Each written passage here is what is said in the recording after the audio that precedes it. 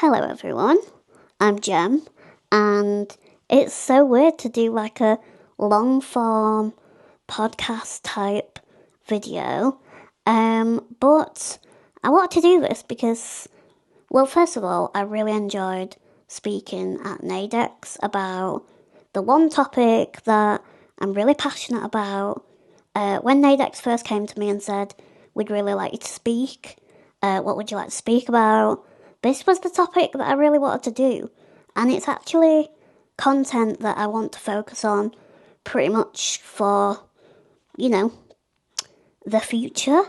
And I've got this idea, and today I'm introducing it. So, yeah, what I thought I would do is, for this video, is to basically summarise what I talked about at NAIDEX first of all, because, as I said, it's something that I'm passionate about, and basically, when I was a kid, I'm just going to get straight into it.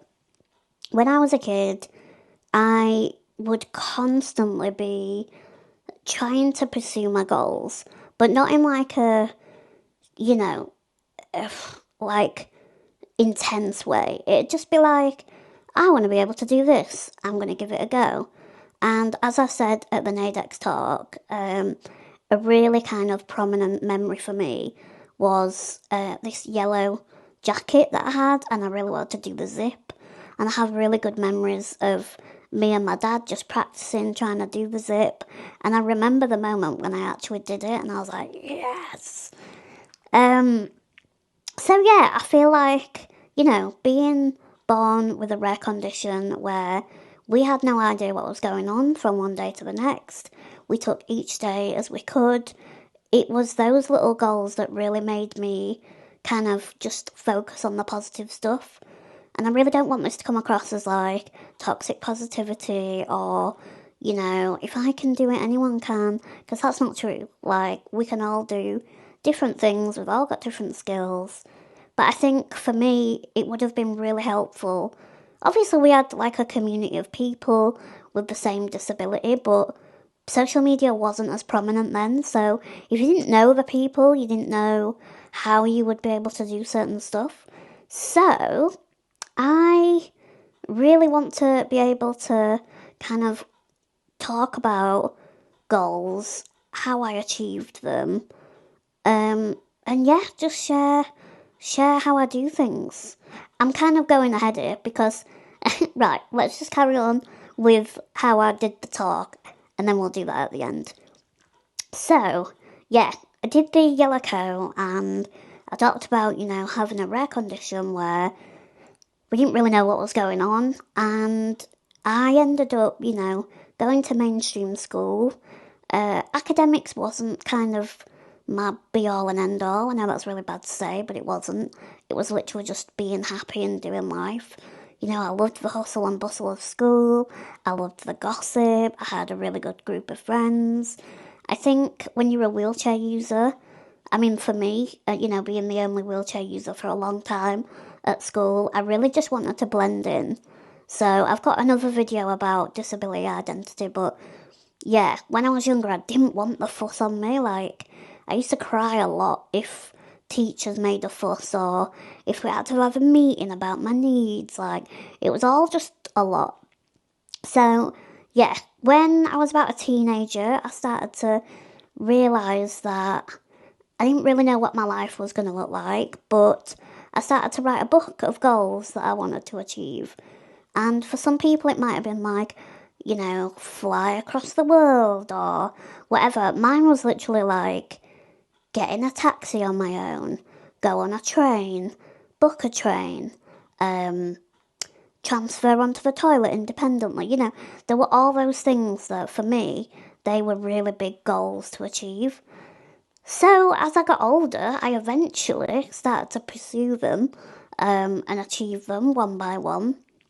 But something that I talked about in the talk at NAIDEX was the fact that sometimes managing the people around you has a lot to do with managing your independence as well. So whether that's negative attitudes from people around you, either they expect the bare minimum and don't cheer you on to achieve something and more. They just think, as long as she's happy with a cup of tea, then it don't matter. Which, don't get me wrong, that is a great situation. But, I wanted to do more than that.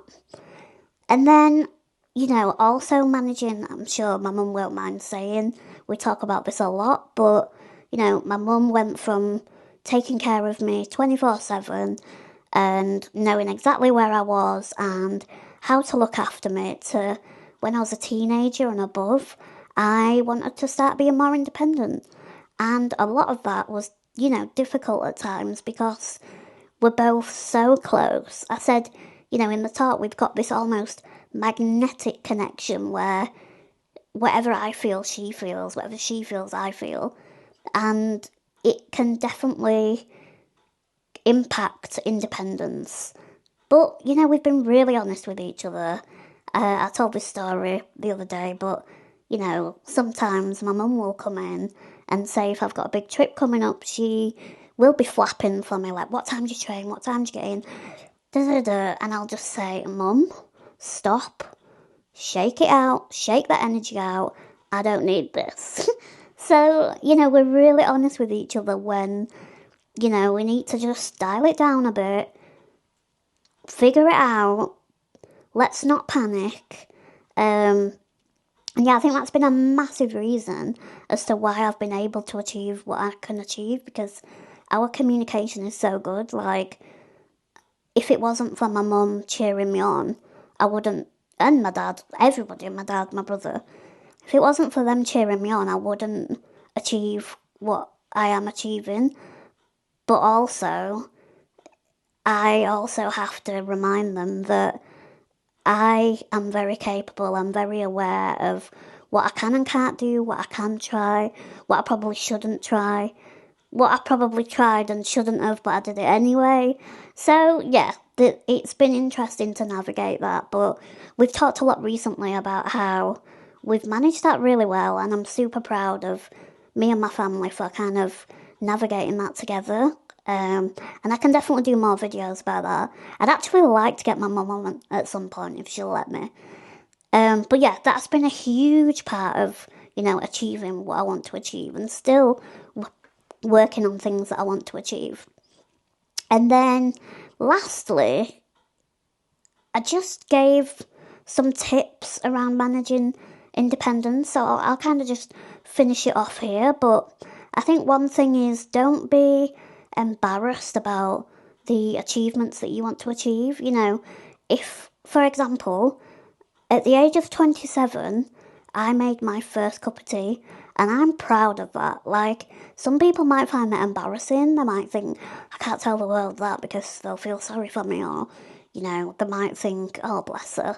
But it was a great day. Like, I think we have to take these societal expectations that, everybody's, married by 28 and then you've got your dream career and you've got 3 kids. Like, it's just not everybody's plan. It's not my plan. My plan is to be happy and to have a successful career and, maybe be with someone in the future. But right now, I'm happily single and enjoying life. So if it's embarrassing that I've made a cup of tea, then you're not my person, And then another tip about goals was to do it one step at a time. I think it's really difficult to tell yourself that you don't have to achieve everything straight away. Like I said, for me I did it step by step, ironically. So for me, first of all, it was dealing with public transport was a huge task. That was kind of when I was at university, trying to navigate that. Then it was about living independently, getting my own flat. And now it's about, cooking and navigating home and then travelling to and from work and driving. There's so many aspects of my life where you almost have to chop it up into chapters.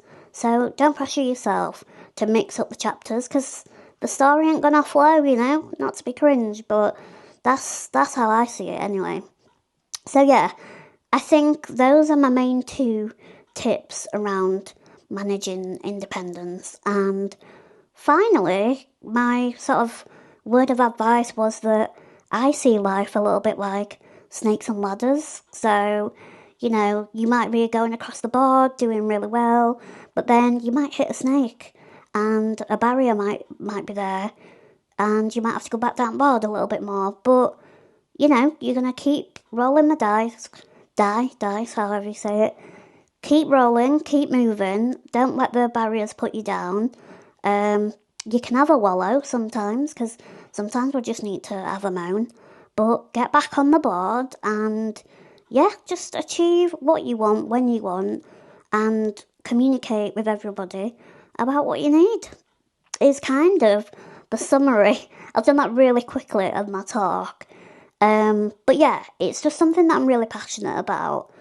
And on that note is the introduction to my new series on YouTube, which is called Will I Be Able To?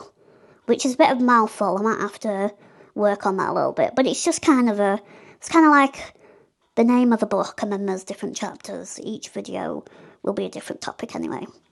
But yeah, I've decided to start a series on YouTube showing you how I tackle everyday life. Showing you if I can do something, if I can't do something, maybe telling you the journey of how I learnt how I could or I couldn't do it. And yeah, just being the person that I would have wanted when I was a kid. So I'm so excited. Please do join me if you're interested in this kind of stuff. Subscribe to my channel. I've recently just started this channel, so yeah, we're at the very beginning, but I'd appreciate any support. And in the in the description below, there's also my Patreon if you want to support my work.